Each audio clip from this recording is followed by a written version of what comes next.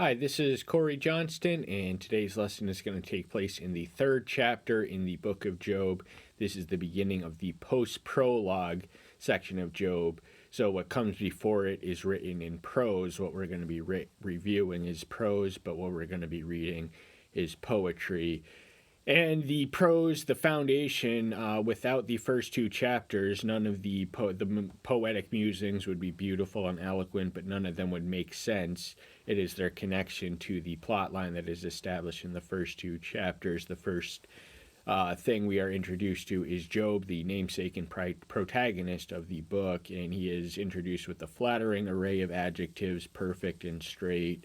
And he not only does that, but does the right thing. So the verbs and the adjectives are in his corner. He fears Elohim and eschews evil. These are connected to wisdom and understanding, respectively, in Job 28:28. Job belongs in wisdom literature, the category of wisdom literature, and there is connections between piety and prosperity in the conventional conventional wisdom, but the question that the book of Job answers is what happens when one takes it all away, and this transitions us from earth to the heavens, the scene in heaven, and and we learn that Satan has heavenly access. He is a fallen angel, but he remains an angel, and he is there, and he is the God of the earth. Is the other thing the next thing we learn about him, because he is asked, where have you come from? Now that he's in heaven, he's been on his territory. He is the God of the earth. 2 Corinthians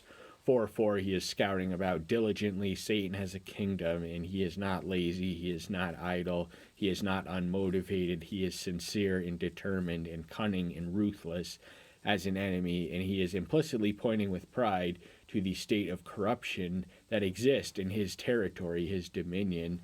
Adam ceded the dominion of the earth to the serpent when he succumbed to his snares, and ever since then. But there is one person that Yahweh points to with pride to, and that is his servant Job, who he describes in his own words as perfect and straight. So the author of Job's words are in fact influenced by what Yahweh himself said. And then, then the next thing we learn about Satan is that he is the accuser. He points to the fact that Job is rich. He's been rewarded for his righteousness, so it's all a sham. It's all a ruse. He's only blessing you because you have blessed him temporarily. And the attendant accusation is that he is a God unworthy of worship. He has to pay people to worship him. So God's honor is on the line, and so he consents to the bet, which is the next thing we learned about Satan, that he is the tempter. He tempts God to allow him to tempt Job to the breaking point. Now, God knows each of our individual capacities, and he will send suffering and affliction our ways, but not beyond. He knows the extent of Job's sincerity and Job's faith and Job's integrity, and he knows that he's going to pass the test even before he puts him through the ringer, so he does consent. And the final thing we learn about Satan is that if you give him an inch, he will take a mile. He is a controlled creature. He is a created creature at the sovereign. He is a significant providential puppet, but a providential puppet nonetheless. He is at his mercy of his limitations, but he is allowed to not strike Job himself, but he takes his family, he takes all his agricultural oxen, the Sabaeans come and take the oxen, and the camels and the sheep are all struck by lightning, and in rapid succession only one servant returns to tell the tale. Job is losing all his human resources, and his animal resources are being scooped up by Sabaean and Chaldean raiders respectively. And then to add injury to insult, either way, in any case, he loses all 10 of his children, who are congregating in unison at the eldest born's residence, and then a gust of wind collapses the physical structure, crushing and killing them all. So Job has lost his family and his health, and yet he responds in obeisance. He responds with worship. He gets on his knees and bows and says, "Naked I came into the earth, and naked I shall return. Yahweh giveth, Yahweh taketh away. Blessed be the name of Yahweh." That is a profound expression of faith in a moment of despair, to bless when you have been cursed. So he passes the test. Satan had goaded God into allowing him to, for the sake of blaspheming, and this Job did not do. So this takes us to the second chapter, the one we're going to review in greater detail than the one we just explained. And the first three verses are identical to what we read of in 1:6 through 8, but there's a detail that is added to in the third verse that is not there in 8, which reads, "And he still holds fast to his integrity, although you incited me against him to destroy him without cause." And the antecedent language, he praises his servant Job as an exemplar, none like him on earth. He is a specific and peculiar point of pride. All the adjectives and all the verbs that he does. And yet he maintains it, even though Satan did all these things to him. He had just witnessed it all happen, to lose your wealth, your status, your prestige, and on top of that, your family.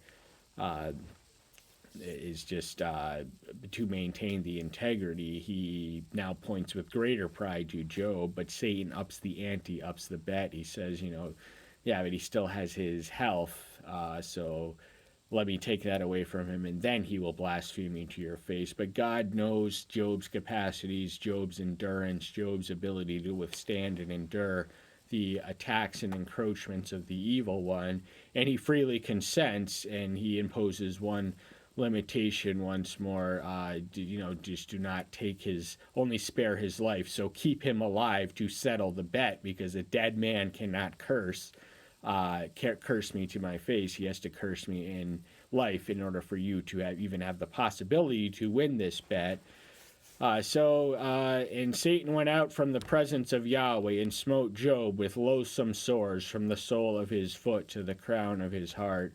Once more, Satan is a creature. If you give him an inch, he will take a mile. So he's literally head to toe, from the crown of his head to the soles of his feet. He is covered in loathsome to look at, loathsome to have, sick, degenerative, degraded, ugly skin boils, which are clear physical sickness, and he's actually scraping them, because the pus, the accumulation of pus, is so profound that he's actually scraping them with fragments of shattered pottery. That's how bad they itch. So he's in searing pain. And he lost all 10 of his children, but his wife is left alive, interestingly enough, by God, in order to give him the same amount of children that he once had. He has restored twofold of his possessions in the end, and the same number of children, but preserved by Satan, perhaps to be his mouthpiece, because what she says, the line of advice she offers and suggests, had Job consented to it and indulged, then Satan would have won, and God would have been dishonored, and Job would have failed the test. And his wife said to him, "Do you still hold fast to your integrity? Curse Elohim and die." He had lost all these things, but the two things that the devil cannot take away from us is our faith and our integrity. If it will be test to the limit and test to the max when we have everything and lose it, and just to add injury to insult, to have the sickness and disease. So what point is your integrity? The very integrity that God in heaven is praising to Satan, Job's wife is demeaning to Job on earth. What good is your integrity? Curse Elohim and die. These two things, the first of which he will not do, but the second of which he is in agreement with. The third chapter is essentially a death wish. Job longs for death as a sweet release from the agony, the exquisite agony of life as he now finds it. So he does he curses the day that he was born, which is as close as Job comes to cursing Elohim, but he does not blaspheme him through it all. And he is not ready to give up, and he makes it plain in the 10th verse. But he said to her, "You speak as one of the foolish women speaks. Indeed, should we accept good from Elohim and not accept evil?" And all this Job did not sin with his lips. So in 121, he acknowledges his right and his prerogative to give and to take it away and to allot and distribute good and evil respectively. He is still God. He is still on his throne, and we are not to question, we are not to resist or protest even should he send evil in our ways. So he's saying that you speak like you're speaking foolish. You don't know what you're talking about. Your line of reasoning is so wrong in so many ways. And he had passed the test once more. Then the 11th verse, we read of the three misleadingly named comforters who did come to sympathize with him initially, but they were fair weather friends. Their less than friendly character is revealed in the subsequent dialogues, but the order in which they are presented are Eliphaz the Temanite. We hear from him three times in the 4th through the 5th chapter, and then in the 15th, and then in the 22nd, I believe. Then Bildad the Shuhite, we hear from him in the 8th, and in the 25th, and somewhere in between. And Zophar the Naamanite, we hear from only twice. But Teman was a grandson of Esau, and the town which he settled and founded in was reputable for wisdom, even in the days of Jeremiah, who is writing centuries after this in Jeremiah 49:7. So he is an Edomite, as is Job. That's where the land of Uz, from which he hails. Bildad the Shuhite would have been, Shua was one of the, that was the youngest born grandson of the Midianite, the concubine through whom Abraham sired the Midianite nation. And Naamanite, that name appears twice as a female's name, but we don't have an idea of where the town is. But we do know that these men existed outside of and before the covenant nation. These are not Hebrew names. In fact, the name, their nomenclature of preference is El Shaddai, translating as God Almighty. The covenant name appears but once in the poetic session, and that's in 12:9. But verse 13, they're all gathered to sympathize with him and to comfort him. That's why they're there initially. And so profound, they barely recognize him. You know, he's not the man he once was, and he doesn't look the same. So they finally find him, and then they just the dust and ashes and everything, mourning to the full extent of mourning. Then verse 13, then they sat down with him on the ground 7 days and 7 nights, and no one spoke a word to him, for they saw the pain was very, very great. They were speechless at the mere sight in the presence of one who had it all and lost it all, and to add insult to injury is covered with ugly, painful, soaring skin boils. And 7 days, a week long, was the customary length of time that one would have mourned for one. So he is that close enough to death. And you know, during imagine spending an entire week of silence. You could not talk enough. So what we read beginning in the 3rd chapter is just them struggling to make sense out of Job's predicament. Job speaks first, and we hear from the three comforters in the order in which they appear, and then we eventually hear from Elihu, who has a Hebrew name, but the location of his birth is somewhat uncertain in 32 through 37. But Job speaks 9 times. The first two comforters speak twice, and Zophar speaks twice. But this is the first discourse of Job's 9 in this book. So Job's situation and his words saturate much of the book which bears his name. But Job is not the author of the book of Job. Job has no idea of, none of them do, of what just transpired in the heavens. After this, Job opened his mouth and cursed the day of his birth.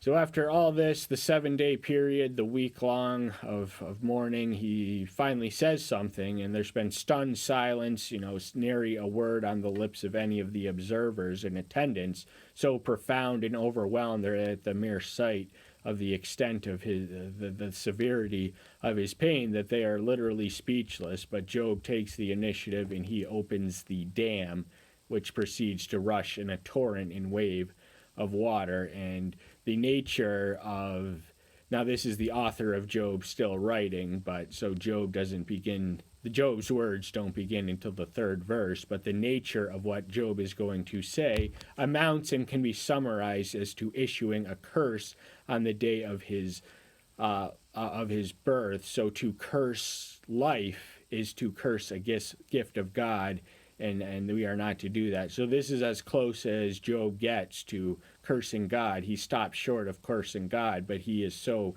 in such pain and agony and misery right now that, so now to wish for death is not unusual to Job. These were the prayers of both Moses and Elijah, but were their prayers were born of frustration and failure.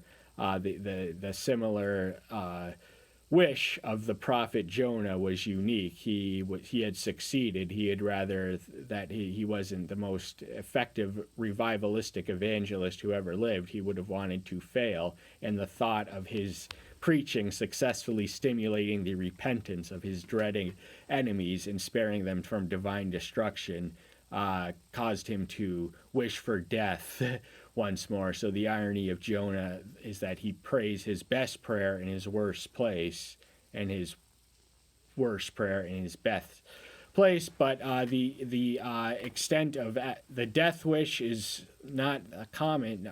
But as far as the record indicates, Jeremiah is, as far as I know, Jeremiah and Job are the only ones to curse the day of their births. Jeremiah does so in the 20th chapter of the book, which bears his name. And the reason that Job does it is he's so fed up with life right now that even having been blessed with all the abundance and prosperity, just the 7 days of pain that he has gone through makes him think that all the blessings and the rewards that he had were not worth it. He would have been better off never being born to go through what he has gone through in these 7 days. And Job spoke and said, what would you say in such a situation? Now, the author of Job already anticipates the nature of this, so it does amount to an issuing of a curse, and the tongue can issue blessings and curse, and life itself is God's gift to us. How we live that life can and should be our gift to him, so we should not curse what he blesses, what should be a blessing. And the words of Job begin in the third verse. We're going to take this lesson all the way up until the 10th. This marks a distinct paragraph transition. So what we read after this amounts to a lamentation, and a cursing is the first 10 verses. So verse 3, let the day perish on which I was born, and the night it was said, a male child has been conceived. The two targets of his cursing, the issue of his cursings, is the night that he was born and the night that he was conceived. Now, life does begin at conception. Notice what Job says. A male child has been conceived, not a protoplasmic accident. That's a human being, human life, in spite of the sadistic, satanic school of thought that is the pro-choice movement, a euphemism for murder. It just debases and dehumanizes fetuses, but we have to preserve the dignity of life, which begins in conception. And opponents of any politically debated items, be they guns, drugs, or abortions, or anything else, must come to grips with the facts that the laws of invention dictate that a thing once invented cannot be uninvented. These things are with here for the worse. We cannot get rid of abortion, and for all the resisting and all the opposing that we do, the numbers keep getting worse and worse and worse. So why resist it at all? And then if it's not making a dent of a distant difference, first off, every human life is worth saving. So it would be, if we can save one life through our efforts at resisting and opposing this murderous, sinful practice, then that would be worth it. But we may not be able to save every innocent infant, but we can spare a guilty nation.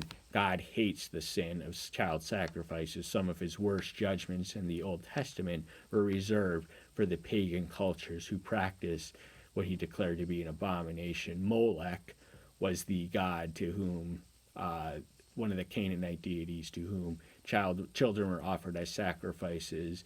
And the statues and idols of Molech are down, but the sacrificial altars are up and alive and well, and they are as near as your local Planned Parenthood office.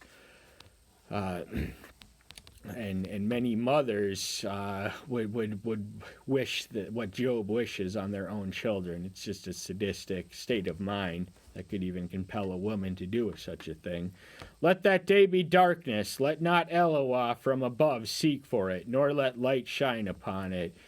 He uses language similar to what we read of in Genesis 1:3. Let there be light, and there was light, but Job is wishing for the opposite thing. He is cursing rather than blessing. He's wishing for it to be darkness. He's wishing to have never exited the darkness of his mother's womb and never to have been conceived to begin with. He wishes that he was never even an idea or a seed or an embryo of a human being. But he's wishing for the blanket of darkness that means non-existence and just expunged from reality. And the giver of life, he's asking him to not seek for it, to not give him what he does not want. He does not want life, having experienced it as he has, and only for a period of 7 days, up until 7 days ago, all was well and all was good, and it was a different world. But now he's wishing that the light, that the dawn never shone on the day that he was born and the day that he was conceived. Let the darkness and the shadow of death buy it back. Let a cloud dwell, and let all that blackens my day frighten it. The shadow of death is closely connected to darkness. The death is the outer realm. The outer darkness is what hell is like. So hell, the lake of fire is where hell begins, but it ends in the outer darkness. Your body instantly evaporates and eviscerates in the physical flames of the fire, and then your immortal soul departs from there to linger in the outer darkness. No one there to comfort you.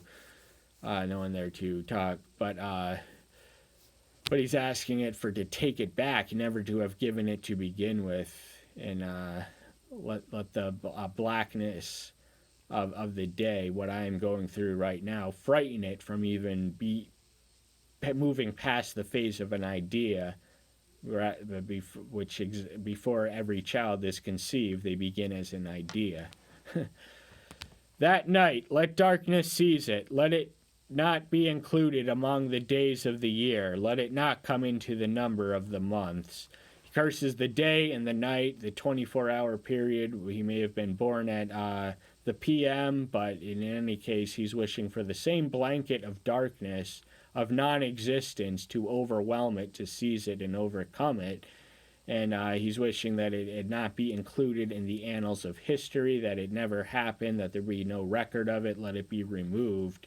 Let it never be. Let it never have happened. I take it all back, having gone through what I am going through right now, and it's only going to get worse. So he probably feels that he is at death's door, and so he is eagerly anticipating death as a sweet release from the agonies of life at this point. But he's also so profound and overwhelming is his despair that he regrets even being born at all, in spite of having all the rewards and all the blessings that he once had for his entire working adult life. But now, just having gone through what he just went through, he's ready to throw it all away. Look, let that night be silent. Let no singing come into it. The angels in heaven do sing and rejoice at the accompaniment of every child that is born, which is a gift of God. But Job's wishing for their voices to be silent. Let there be no singing. Let there no be rejoicing. Let it not happen. Let there no be reason or cause for the singing or rejoicing, which would be my birth, which would connect to the life that I have, the life that I now have, life as I have now experienced it. And he's saying life is so terrible that it's the entire reason and purpose for being born has been nullified by the extremity and severity of his pain that he is in right now. He's not willing to sing a song. He's about to sing a song of lamentation and woe is me, but certainly not a song of rejoicing for his lot in life. Let those curse it who curse the day, who are ready to stir up Leviathan. In the ancient world, there were professional incanters who issued and pronounced curses on people, objects, and things. And he's summoning all the purveyors of this practice to gather in unison and curse it along with me. Let my words be echoed in their words. Let them curse it. And Leviathan is a mythical sea creature, the most extensive treatment of which we read is in the 41st chapter of Job, where Yahweh is exposing the impotence and ignorance of man and uses Leviathan, a mythical sea creature. He's not endorsing its existence, but it was believed to be a giant sea serpent as long as 300 miles in length. It dwarfed a blue whale, but we also read it in Isaiah 27:1, metaphorically used to describe Babylon, and in Psalm 74:16. So it does where he crushes the head of Leviathan. So Leviathan, being a sea snake, is connected to Satan, the dragon. But Job is summoning on those who are powerful enough at their craft to issue curses on Leviathan. Leviathan, a creature that remains beyond our capacity to tame, domesticate, injure, or in any way harm, or make a dent of a difference in its life or lack thereof. Let them join in this chorus of cursing the day that I was born. Let their voices be included in the song we are singing. Let the stars of its twilight be day. Let it wait for light, but have none, and let it not see the eyelashes of dawn. So once more, he's asking, now stars are sources of light, but he's asking once more for darkness. Let the darkness overwhelm the light. Let there be no light. Let them wait for light. Let it hope for light. Let them expect light, but not deliver. Don't give them what they want. Wait and expect. Just deprive them, keep them in darkness. And he uses anthropomorphisms, which are the attribution of human features or functions to other things, most often, to God. But here he's saying he's applying it the eyelashes of dawn, so don't let them even see the crack of dawn, the very beginning. Let it be non-existent and remain non-existent forever. For it did not shut up the doors of my body, nor hide trouble from my eyes. The trouble, a man is born unto trouble, and trouble springs up not from the ground. I believe Eliphaz says something, perhaps in the, somewhere in the fifth chapter. We don't want to get distracted by that. But he's saying all the trouble that he has experienced, all the accumulated trouble from having everything and to lose it all, that makes the pain and the agony more bitter and excruciating and painful and just devastating for Job. So this is the entire rationale for his wish of death, but he goes above and beyond the ordinary wish of death, which is more common throughout the Old Testament, and in fact wishes that he had never been born to begin with. That's a wrap for today. We'll pick this up sometime soon. This chapter lasts 26 verses, but that's all the time we have for today. Thank you so much for being here. Stay tuned until next time. I'll see you then. Take care until then. Bye-bye.